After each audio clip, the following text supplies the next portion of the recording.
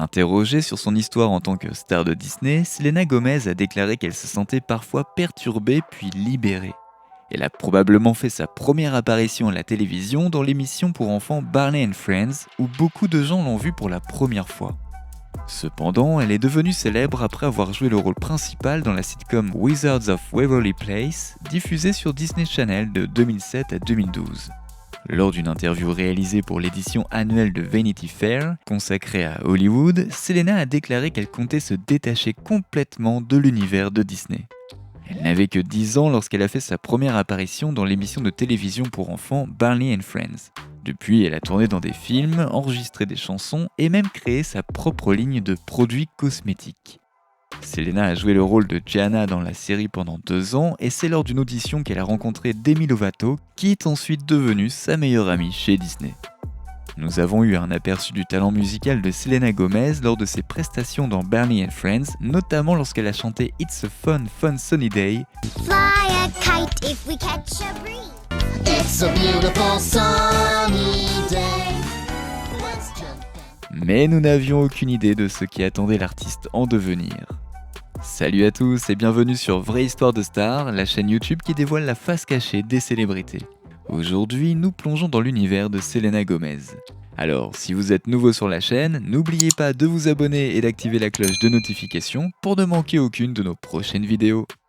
À mesure que Selena grandit, sa notoriété augmente et elle joue dans un certain nombre de films destinés au jeune public avant de trouver un rôle dans les studios Disney qui changera à jamais le cours de sa vie.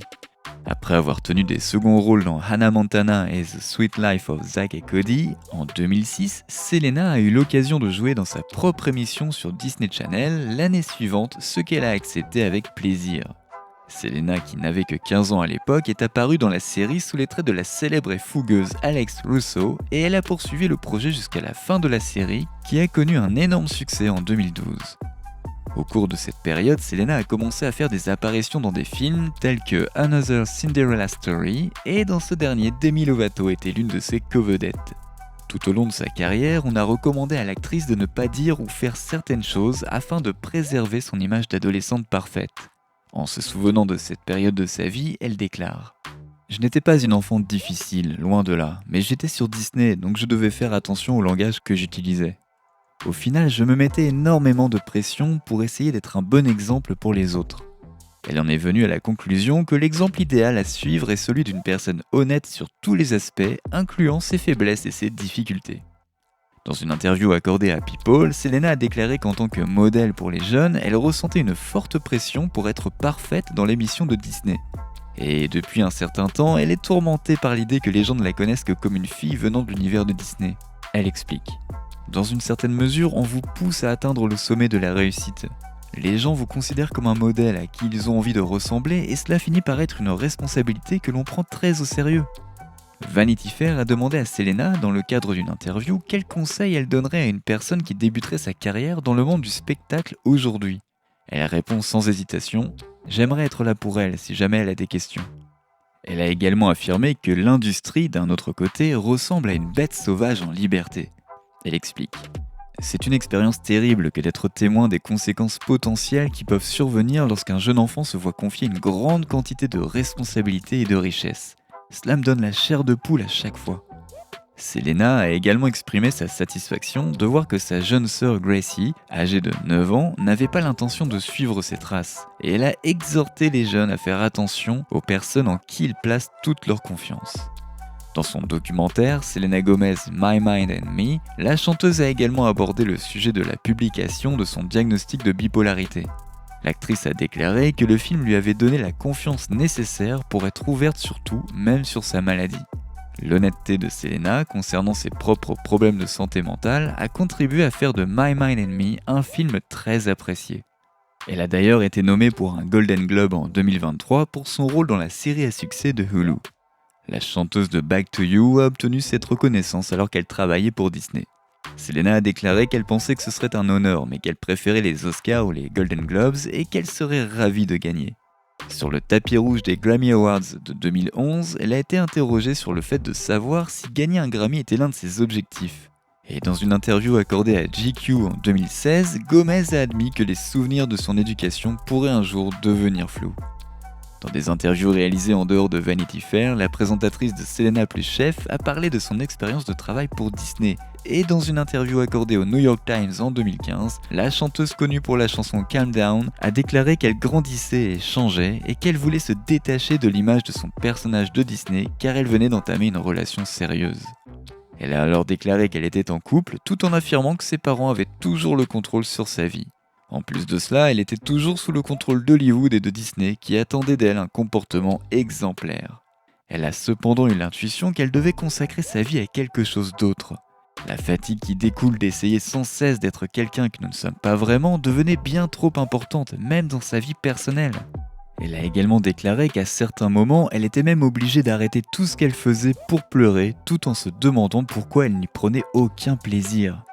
Elle a donc traversé une période assez désagréable avant d'arriver aux conclusions qu'elle a tirées.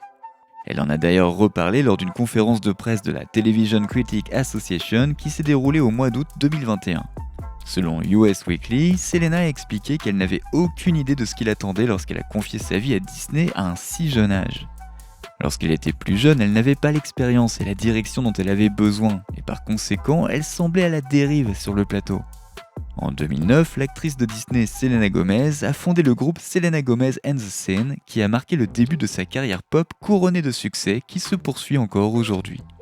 Dès le début, elle enchaîne les tubes comme en témoigne la popularité précoce du groupe avec des chansons comme Naturally, Who Says et Love You Like a Love Song.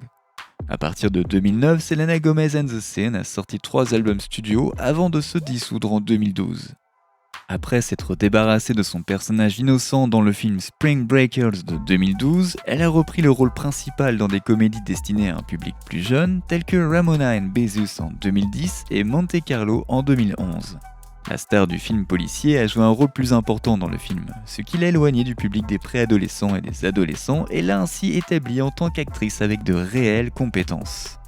Dans les années qui ont suivi, Selena a contribué à un certain nombre de films, dont le drame Rudderless en 2014, le film indépendant The Fundamentals of Caring en 2016, la comédie Neighbors 2 Sorority Rising en 2016 et la comédie romantique Rainy Day in New York en 2019. Selena ne passe jamais trop de temps à se concentrer sur un aspect de sa carrière avant de passer à un autre. En 2017, elle fait ainsi son retour à la télévision, même si cette fois elle travaillait en coulisses en tant qu'autrice et productrice. À titre d'exemple, le méga succès de Netflix 13 Reasons Why a été écrit par Selena et sa mère. Dans les années qui ont suivi, l'actrice devenue productrice a travaillé sur de nombreux autres projets. Parmi eux, son émission de cuisine, Selena plus Chef, ainsi que 2 longs métrages indépendants et la comédie la plus récente dans laquelle elle joue. Avec ses succès dans les domaines de la musique, de la télévision et du cinéma, il est évident que Selena est une femme très occupée. Après une absence de 5 ans dans l'industrie musicale, la chanteuse a fait son retour en 2020 avec la sortie de l'album dance pop intitulé Rare, dont les chansons Lose You to Love Me et Rare sont toutes deux devenues des singles à succès. I needed to lose you to love me, yeah. To love, love. Why don't you recognize I'm so rare? Les fans s'inquiétaient d'ailleurs de savoir où en était le 4e album studio de la chanteuse lorsqu'elle a lancé sa propre ligne de cosmétiques, Rare Beauty, en 2020. Rare Beauty a été présentée au public en 2020, cependant elle a apaisé les inquiétudes de ses fans en confirmant qu'elle travaillait bel et bien sur un nouvel album. Lors d'une apparition dans le podcast Crew Call animé par Deadline en mai dernier, Selena a déclaré ceci : « Je suis à Los Angeles en ce moment et je travaille sur mon nouvel album. » Cela signifiait le début officiel de la production de son 4e album qui avait été retardé depuis un certain temps. Elle a également offert à ses fans une mise en bouche en publiant un single accompagnant son documentaire Selena Gomez My Mind and Me, offrant ainsi à ses fans un aperçu de ce qui les attendait. Et en décembre 2022, le projet profondément intime qui témoigne de ses luttes avec la célébrité ainsi que de sa santé physique et mentale a enfin été mis à la disposition du public.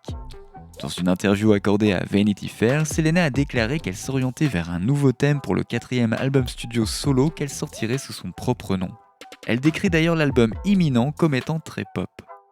Presque tout au long de sa vie, Selena a été impliquée dans des dramas sur internet et a toujours été sous les lumières des projecteurs. Et je doute qu'elle apprécie vraiment tout cela. Et vous, à quel drama associez-vous le nom de Selena ? Pensez-vous qu'elle est toujours en cure de désintoxication ? N'oubliez pas de laisser des commentaires pour partager avec nous votre avis et opinions sur toute cette histoire et peut-être nous apporter des idées neuves sur tout ça. N'oubliez pas de cliquer sur le bouton d'abonnement pour rester à jour sur toutes nos vidéos. À bientôt!